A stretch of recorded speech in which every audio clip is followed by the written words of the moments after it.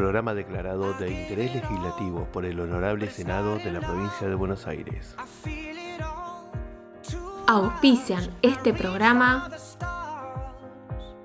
Consejo Deliberante de Azul, Lo Domingo, Casa de Té y Picadas, Me Vestí de Reina, Artículos Rurales y Alambradores Los Hermanos, Las Marianitas, venta de productos Essen, Damero Revestimientos,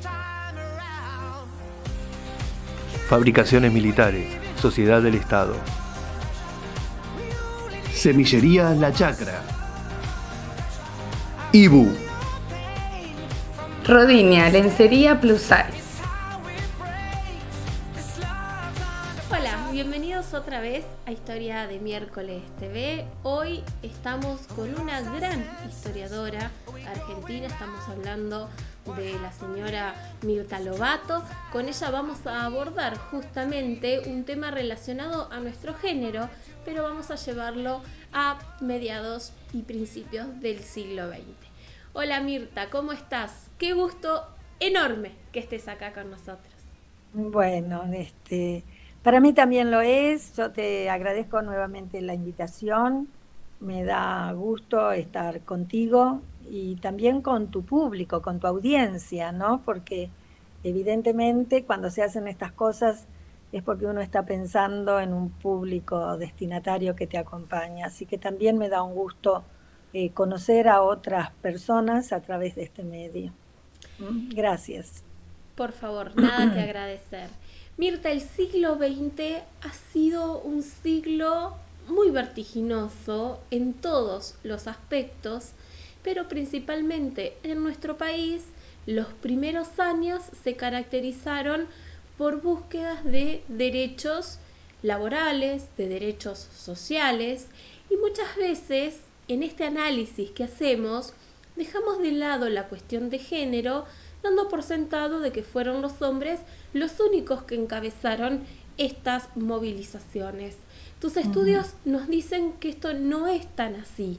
¿Podrías, por favor, hablarnos un poquito de esta cuestión? Bueno, el siglo XX parece vertiginoso cuando desde nuestra propia perspectiva más contemporánea, ¿no? Y uno puede decir que hubo, sí, cambios rápidos, cambios profundos en la sociedad argentina desde fines del siglo XIX. Podríamos decir desde mediados del siglo XIX, pero para las mujeres los cambios son más lentos, ¿no? Muchas veces no tienen el mismo ritmo. Y además estaban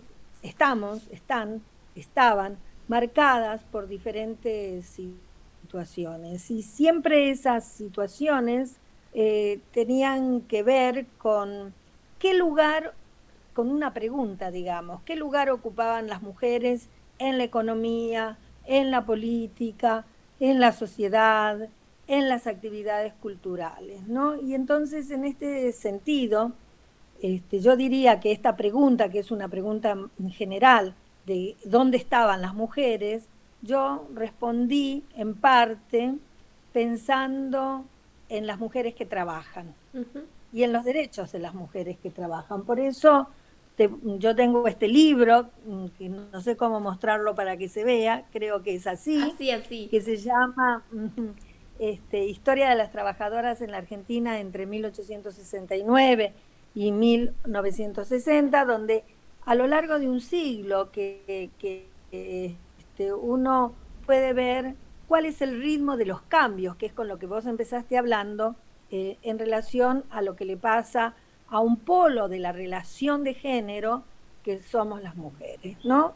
Esto para decirlo en términos más generales, ¿no? La segunda respuesta que yo encontré a esa pregunta sobre dónde están las mujeres es la que diría que se organiza alrededor de las mujeres que trabajan, ¿eh? Y lo pongo en términos amplios, ¿no? Porque ahí hay un tema que es un tema crucial, que es qué es lo que se entiende por trabajo. Que también lo podríamos pensar para hoy, ¿no?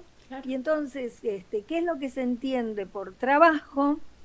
Es lo que a fines del siglo XIX va afirmándose sobre la noción de trabajo asalariado. Es decir, que toda persona que recibe un salario trabaja. Entonces, esto es un tema interesante, porque entonces las mujeres que trabajan son las que reciben un salario, por lo tanto, las que reciben un salario son las que van a las fábricas y talleres. Por eso yo inicialmente me concentré en las obreras fabriles, ¿no? Pero también hay una parte del trabajo femenino que no estaba en esa noción de trabajo, que se consideraba que eran labores femeninas, y esto tiene que ver con el trabajo por un salario, pero en el hogar, el trabajo del hogar, el trabajo de atender a los niños. Vos antes me contabas que tenés un niño y entonces no podés ir a otro lugar a trabajar, a pensar en las cosas que a vos te interesan, porque tenés una obligación que es una obligación de cuidado familiar, que es para tu niño, pero también para tu familia, para tu esposo, para tu compañero. Entonces, todos esos trabajos vinculados con lo que se llamaba en una época el trabajo reproductivo y que ahora se llaman los trabajos de cuidado, estaban en manos de las mujeres. Entonces, lo que yo puedo decir es que las mujeres estaban en numerosos lugares, que los que más hemos estudiado, nosotras las historiadoras principalmente, porque es una pregunta que en general se las hacen las historiadoras mujeres, no solo en la Argentina, sino en todo el mundo, ¿no? Fue responder a esa pregunta general, si las mujeres trabajaban, dónde, cuáles eran las características, cuáles eran las diferencias con los varones, y ahí, en ese contexto, aparece una idea que es que las mujeres trabajaban, pero las mujeres no ejercían el poder del mismo modo que los varones. Por ejemplo, las mujeres podían trabajar en la industria textil, se organizaba un sindicato, pero las direcciones de ese sindicato eran masculinas. Y ahí aparece otra pregunta, ¿no? Por ejemplo, las mujeres trabajaban, pero las mujeres no podían decidir sobre lo que les sucedía a la República, es decir, no podían votar ni ser votadas, por lo cual, desde la perspectiva de la historia, digamos, de los estudios de género, de las historias feministas, de las historias de las mujeres, esa república era una república excluyente respecto a las mujeres, ¿no? También hay una pregunta sobre el Estado. ¿Qué hace el Estado? La pregunta más general sería, ¿tiene género el Estado? ¿No? Claro. Entendiendo por género a las diferencias de poder en relación a varones y mujeres. Ahora esto es mucho más complicado con la emergencia de los estudios sobre las múltiples identificaciones y sobre todo las identificaciones sexuales, ¿no? Pero las primeras preguntas, nuestras primeras preguntas, y en el caso de las mías siguen siendo, es sobre el lugar de las mujeres, ¿no? Y ahí aparece, por ejemplo, la temprana legislación para proteger a las mujeres, pero no tan temprana para proteger a los varones. Hay una diferencia en esas relaciones que, digamos, esas actuaciones estatales, ¿no? Es decir, que el panorama es bastante complejo cuando uno tiene que pensar qué pasa con las cuestiones de género en el pasado, pero también en el presente, ¿no? Entonces, ese es el marco más, digamos, más general, diría. Después podemos ir como desgranando paso a paso lo que fue sucediendo en la primera mitad del siglo XIX. En la primera mitad del siglo XX, de fines del XIX a mediados del XX, ¿no?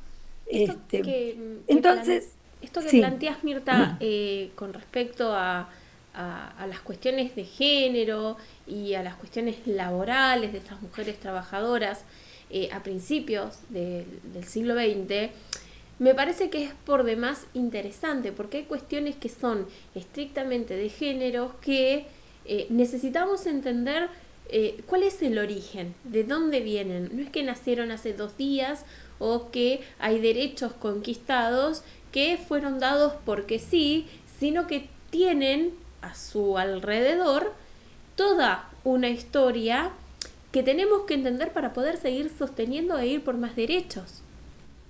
Claro, exactamente, porque vos tenés, por ejemplo, en la primera mitad del siglo XIX, que yo no he estudiado en profundidad, lo han estudiado otros historiadores, donde de nuevo, sobre todo las historiadoras mujeres, yo lo repito porque casi es como una marca, ¿no? Uh-huh. Se han preguntado sobre cómo era el matrimonio y sobre todo qué hacían las mujeres de las clases más acomodadas, las letradas, ¿no?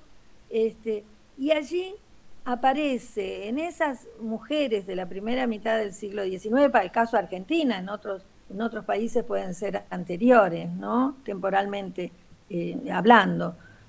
Una demanda que es bien importante es que las mujeres tenemos el derecho a la educación. Uh-huh. Así es. ¿No? Por ejemplo.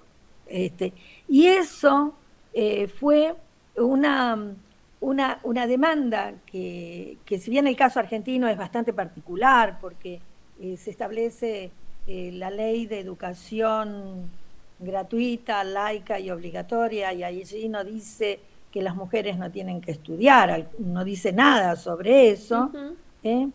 Lo cierto es que eso amplía la educación a unos niveles que yo diría, en la sociedad actual se ha perdido la perspectiva de la importancia que tuvo ese fenómeno, ¿no? Porque finalmente podemos discutir que muchas personas de las clases populares no terminaban la escuela primaria y en esa afirmación yo diría, le pondría otra cosa, de que las mujeres de las clases populares no terminaban casi nunca la escuela primaria. Lo cierto que amplió la escolarización en nuestro país de una manera que se convirtió como en ejemplo para muchos países de América Latina, ¿no? Entonces ahí tenés unas mujeres que reclamaban por derechos, y si los movimientos feministas con todas sus diferencias implica reclamar por derechos equitativos e igualitarios para varones y mujeres, esas mujeres lo estaban haciendo, ¿no? Después, también muchas de esas mujeres que eran letradas ampliaron sus demandas al derecho a sufragar, y ahí a votar, a ser elegidas, y ampliaron sus demandas por derechos que en el ámbito del trabajo se traduce en una consigna que es por igual trabajo, igual salario, ¿no? Y ahí, fíjate que en ese punto de la demanda por igual trabajo, igual salario, hay un estado de desigualdad de largo plazo, porque las mujeres siguen ganando menos que los varones, sí, en trabajos similares, ¿no? Uh-huh. Y ahí es donde volvemos con lo que vos empezaste esta conversación, con los cambios vertiginosos o los cambios más lentos. Ese es un cambio muchísimo más lento que otros cambios que se produjeron en la sociedad argentina, ¿no? Y entonces creo que también sí tiene un poco que ver con la explotación laboral, ¿no? Porque al mismo trabajo, menor salario, no deja de ser conveniente para aquel que tiene que pagar esos salarios en detrimento de quien lo recibe. Es cierto, pero también es cierto, y esto forma parte de mis investigaciones, es decir, que tengo análisis de los censos, análisis de las fuentes sindicales, análisis de la prensa en general, análisis de la prensa gremial. Yo lo que digo es que es cierto que las mujeres somos más baratas, pensando en la lógica en la que vos lo estás planteando, pero nosotros no inundamos el mercado laboral. ¿Por qué? Esa fue una pregunta. Y ahí es donde me parece que cobra fuerza esa idea de que las mujeres, por naturaleza, y pongo naturaleza entre comillas, ¿no? Porque eso fue ampliamente discutido, por naturaleza, incluso por la condición de la maternidad, tenemos otras obligaciones y esas obligaciones nos van alejando del mercado laboral, ¿no? Es decir, que es cierto que somos más baratas, pero es cierto también que somos funcionales para el mantenimiento y el cuidado de la familia. Y ahí es donde empieza a armarse una noción que me parece que se puede rastrear históricamente, que es que las mujeres somos las reinas del hogar y los varones son los ganadores del pan, ¿no? Entonces, también hay elementos de la sociedad, de las costumbres, de las tradiciones, de las creencias, que van incidiendo en esta idea de que la mujer tiene que quedarse en el hogar.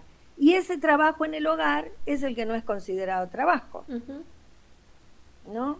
Entonces es como un círculo allí, un círculo que reproduce la cuestión de la desigualdad. Todo esto que estoy diciendo tiene que ver con fines del siglo XIX, principios del XX y los años 40 y 50 también, ¿no?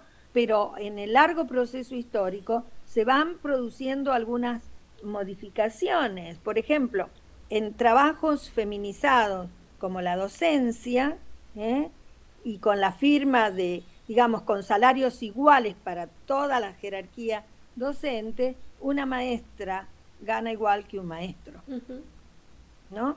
Quiere decir que ahí esa diferencia salarial no se vería, pero tal vez es más difícil que una maestra llegue a directora de escuela, a inspector de escuela, etcétera, etcétera. En el ámbito universitario, sobre todo en las facultades de ciencias humanas, hay muchas mujeres y todas tenemos salarios iguales, pero es más difícil que llegues a las posiciones de jerarquía. Entonces, ahí tenés que entrar a pensar otros problemas. ¿Cómo se ejerce el poder?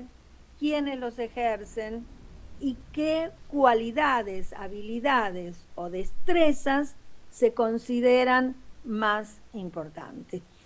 Ahí se va armando esa noción de que el trabajo femenino es un trabajo complementario del varón. El varón es el que gana el pan, la mujer es la que complementa ese trabajo, ¿no? De ganar el pan. Es decir, desde mi punto de vista, para que quede claro, todo lo que está relacionado con el mundo del trabajo, organización sindical, organización política, ejercicio de la ciudadanía, demandas por derecho, cuestiones de justicia, están cruzadas por las relaciones de género. Y si bien nosotros ponemos el foco en las mujeres, también están presentes en nuestras interrogaciones lo que le pasa a los varones, cómo se construye la masculinidad, cuáles son las ideas de hombría, ¿no? Y es un vínculo de relaciones, no es un solo lugar, como muchas veces se dice, ¿no? O se cree. Es unos y otros colocados en una balanza que nos permite preguntarnos sobre cómo se construyó esa desigualdad. Y como historiadoras tenemos que ir buscando en diferentes lugares, documentos, mirando de nuevo los documentos pasados, de qué manera podemos desarmar, ¿no? Esta noción, estas nociones que van profundizando la desigualdad en la sociedad argentina, pero no solo en ella, porque es un movimiento internacional entre varones y mujeres. La verdad, Mirta, que esto que nos decís nos deja pensando mucho, porque hay cuestiones que vos planteás en tus estudios que estando en el 2023 aún seguimos considerándolas como naturalizadas. Exactamente. Pensaban exactamente en una cuestión. A mamá y papá, un hijo enfermo, quien saca licencia para cuidar es mamá. Esto también está en la estadística de licencia de los y las trabajadores, que queda a las vistas que estas cuestiones de cuidado siguen recayendo en el rol femenino. Y muchas veces no nos cuestionamos estas cuestiones. Las damos por sentadas y porque soy la mamá, ¿no? Como único justificativo. Claro, pero también está porque la discusión sobre romper con la inequidad entre varones y mujeres implica también como un cuestionamiento sobre el tema de quién hace qué cosa en el hogar, ¿no? Pues sabes que yo siempre les cuento, tanto a los estudiantes, a las personas con las que hablo, que cuando yo entrevistaba en la localidad de Berisso, que yo estudié mucho y que eso está en mi libro La vida en las fábricas, entrevisté a una señora lituana que iba a trabajar al frigorífico, ¿no? Se levantaba a la mañana temprano, preparaba la comida para dejarla más o menos preparada para el mediodía, levantaba a los chicos, los preparaba, los llevaba a la escuela, iba a la fábrica, salía corriendo al mediodía, iba a la casa, le daba de comer a los chicos, los dejaba con una vecina para que los cuidara. Su marido también trabajaba en el frigorífico, y volvía a la fábrica, salía, hacía lo mismo de las tareas, le daba la leche a los chicos, hablaban, no sé si hablaban, nunca me habló, nunca me comentó que hablara de la escuela, ahora que lo recuerdo. Pero sí me contó que lavaba y planchaba ropa para los hombres que vivían solos y que iban a trabajar al frigorífico. Y yo siempre cuento esto porque me impresionó mucho. Y entonces le dije, ¿y tu marido qué hacía?